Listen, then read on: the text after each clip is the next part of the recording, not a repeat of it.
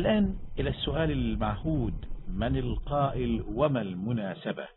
من القائل: أعلمه الرماية كل يوم فلما اشتد ساعده رماني. ومن غيره يجيب: العلامة حسن الكرمي في قول على قول. هذا البيت لعقيل ابن علفة، ومعه بيت وهو: ألا شلت يمينك حين ترمي وطارت منك حاملة البنان.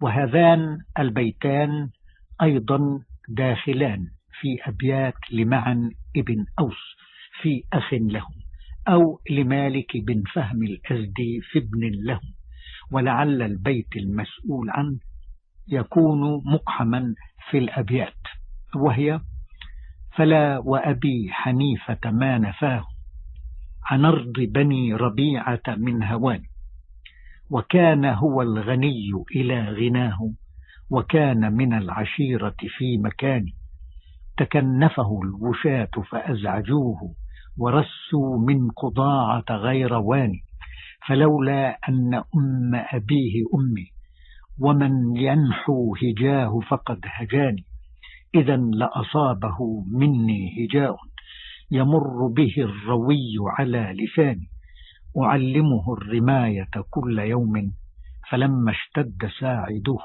رماني، ألا شلت يمينك حين ترمي وطارت منك حاملة البنان، وكم علمته نظم القوافي فلما قال قافية هجان.